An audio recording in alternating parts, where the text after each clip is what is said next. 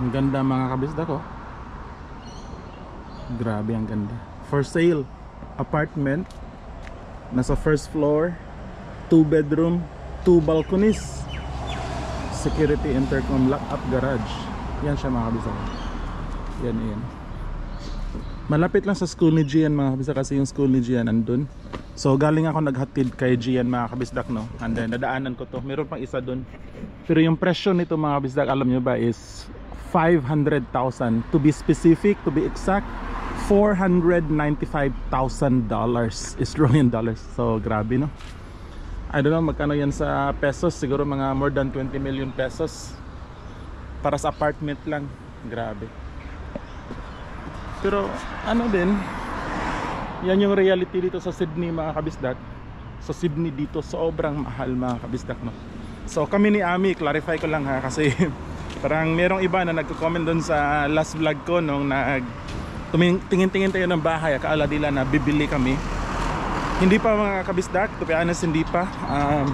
Gusto namin, no, siyempre lahat tayo nangangarap na magkaroon ng sariling bahay, pero in reality sa sitwasyon namin wala pa kaming pang down.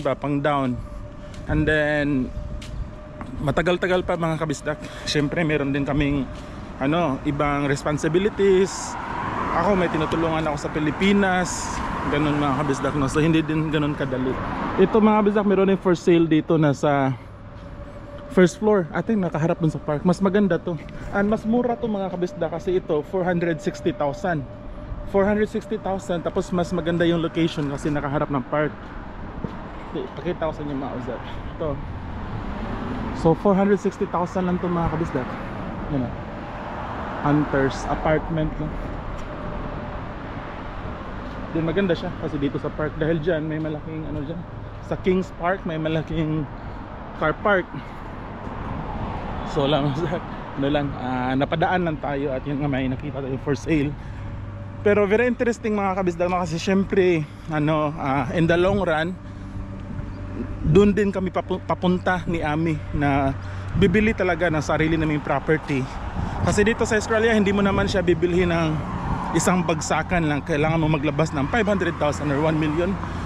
Uutangin mo naman sa bangko, yung home loan ba. Yung ginagawa mo na lang is you need to find the best way na ma-maximize mo yung mga government grants. Paano mo magawa ng paraan na yung monthly repayment mo sa utang mo sa bangko is mas maliit lang, hindi siya ganun kalaki, no?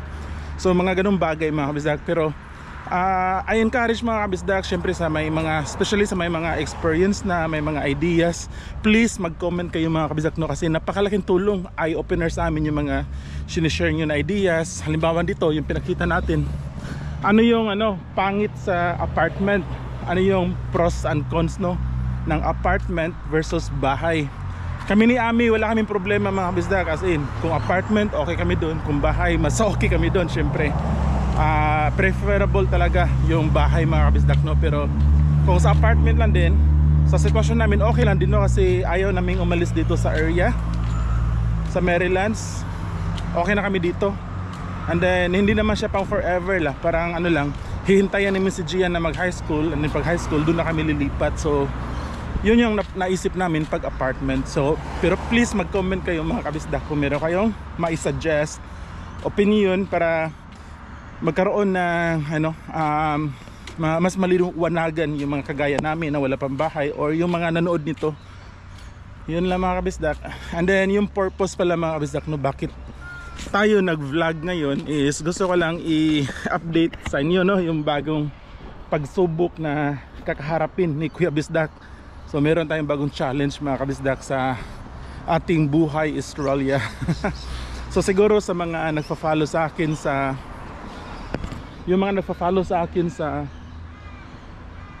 doon ako papasok tayo, no, kasi gusto kong ma-explain sa inyo yung bagong pagsubok ni Kuya Bisdak. So very simple vlog lang, tumasa raw vlog lang, lakad-lakad lang tayo sa Kings Park.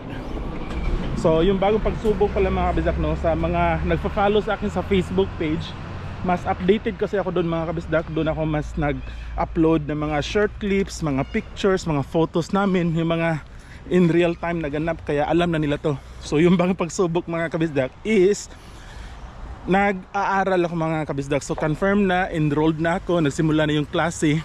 So nag-aaral ako ng migration law. Migration law, hoping na maging licensed registered migration agent ako dito sa Australia mga kabisdak. Kaya isa siyang napakalaking pagsubok para sa akin, especially sa edad ko na dapat focus na lang sa career, yung ganun sa trabaho ko ngayon. Pero you know what, na-feel ko kasi mga kabisdak sa sarili ko na gusto ko pa mag-aral. Parang hindi pa ako ready na na pumunta sa stage na i-give up ko na yung academic learning. So gusto ko pa siya mga kabisdak. So yun yung kagandahan dun. Kasi kung hindi mo feel na mag-aral, kahit anong gawin mo, napakahirap mo makumpleto yung programa. Especially dito sa Australia na medyo merong assignment, assessment, exam, ganun.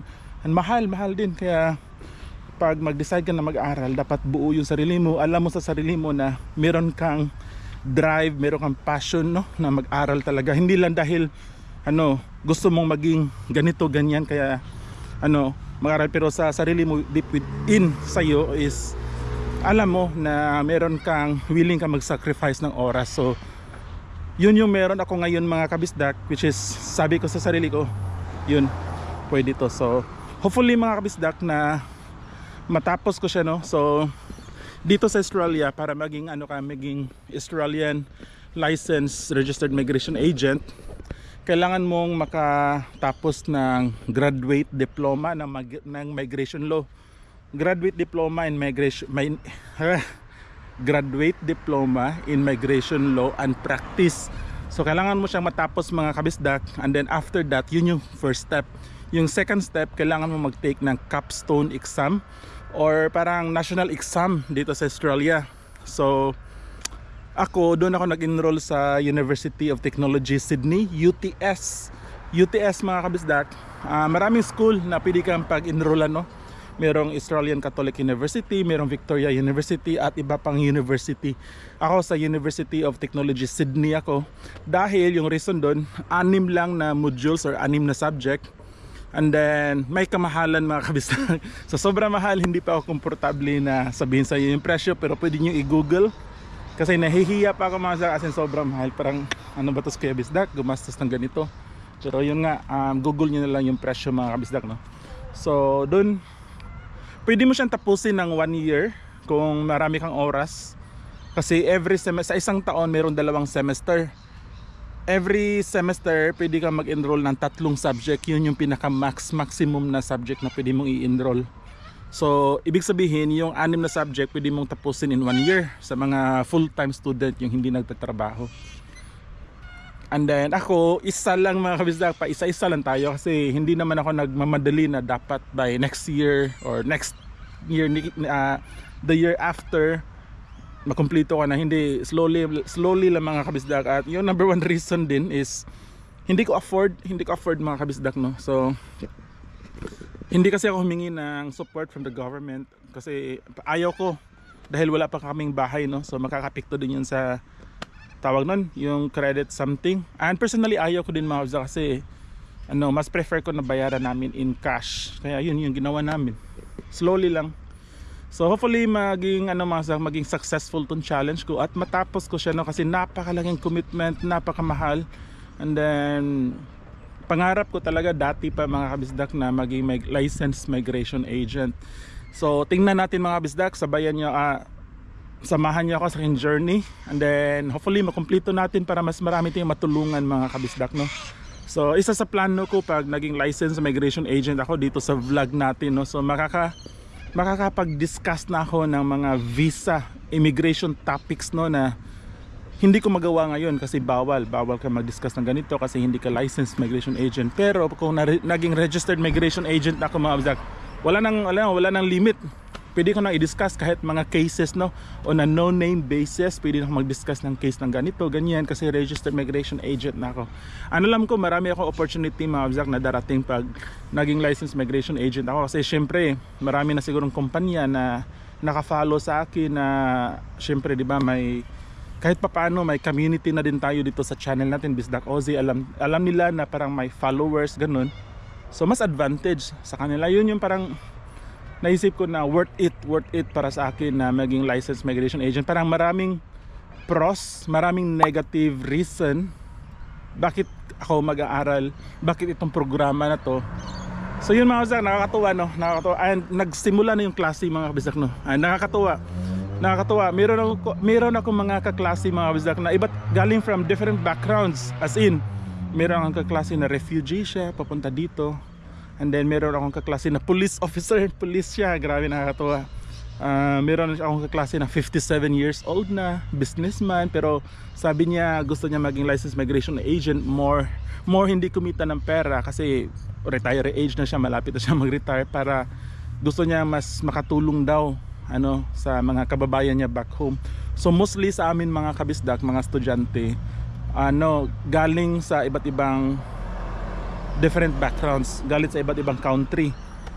So actually wala akong, siguro meron mga kabisdak, pero so far kasi kakastart pala ng klase, wala akong nakilala na estudyante na local ba, yung dito na pinanganak. So mostly sa amin migrant, mostly sa amin yung English is second dialect na.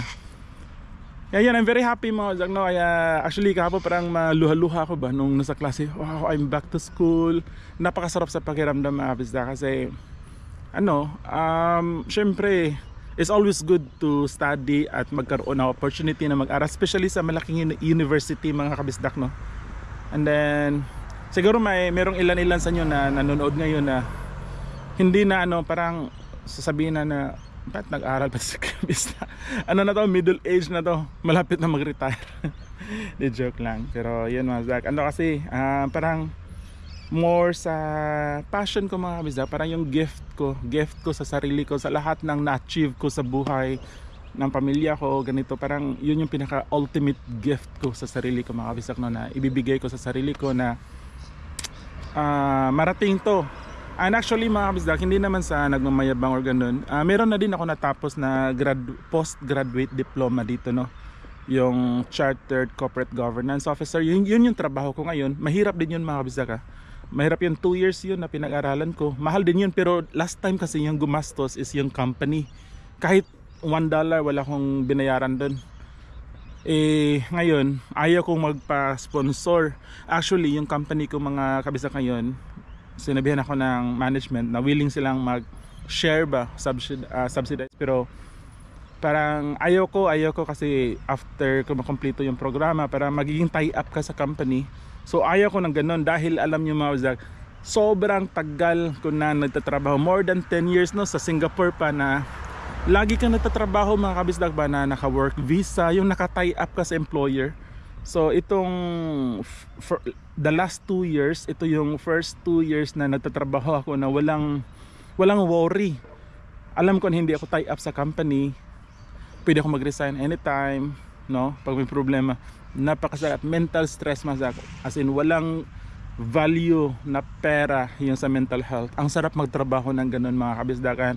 Makaka-relate yung mga kababayan natin na nagtatrabaho na ngayon na naka-work visa, kasi alam nyo sa trabaho, kasi kahit sobrang ganda ng trabaho nyo, merong araw, merong moment, merong oras na masistress ka sa trabaho mo, aawayin mo yung mga katrabaho mo, or magiging meron kayong isang bagay na hindi kayo magkasundo, yung boss mo, maiinis ka, magagalit ka, maanoy ka, pero wala kang magawa. Syempre gusto mo mag-resign, darating yun mga kabisdak. I tell you, kahit anong ganda pa ng trabaho mo dyan, kahit presidente ka pa ng kumpanya, darating yun na parang ang gusto ko na mag-resign kasi sobrang stressful, pero hindi mo magawa kasi yun yung na-feel ko mga kabisdak. Kaya I'm hoping din sa mga darating yung opportunity naman ng bawat isa sa atin is meron, at darating din hindi ko lang alam kung kailan, pero darating din yun sa inyo mga kabisdak no. Yung sa akin dumating na kasi, so ayaw ko nang umalis sa sitwasyon na yun na magtatrabaho uli ako na tie up sa employer. Alright, check ko lang mga ano nangyari dito sa okay. Itong GoPro sabi 2 minutes na lang daw yung capacity. Madaldal si Kuya Bisdak ngayon. 2 minutes na lang yung capacity nitong storage memory. Kaya dito lang mga kabisdak no. So yun lang. Na-share ko lang sa inyo mga kabisdak. Ito yung apartment ng mga kabisdak namin, no? Dalawa yung entry. Ito yung sa likod, nakaharap sa park. At dun, sa harap, papunta sa train station. Alright mga kabisdak, so yun lang ngayon, no? Yung bagong challenge ni Kuya Bisdak is estudyante ulit tayo. Hopefully, first step, ginawa ko na. Klase na namin. Nagsimula na yung class para maging isang Australian Registered Migration Agent tayo mga kabisdak. Sobrang sarap sa ano, no? Pakinggan. Kuya Bisdak of Bisdak OZ is a registered Australian migration agent. Ganda. Manifesting Lord, give it to me please Lord. Pagsisikapan ko yan mga kabisdak. I'll do my best no na pumasa. Kung hindi man ako pumasa, at least trinay ko, sinubukan ko mga kabisdak. Kung hindi ako papasa, hindi ko na ipagpatuloy mga kabisdak kasi mahal. Itong first subject, hindi ko na ito pagpatuloy. Pero at least sinubukan ko. Walang regrets. Sinabi ko na kay Mrs. kung hindi ako pumasa, at least sinubukan ko, walang regrets. Kaya yun. Alright mga kabisdak, kasi nahiya na ako malakas yung boses ko dito kasi andito ako sa building na namin. Alright, see you sa next vlog. Tandaan nyo lagi mga kabisdak, mata sa langit and always keep your feet on the ground. Pasa lupa. See you sa next vlog. Bye-bye.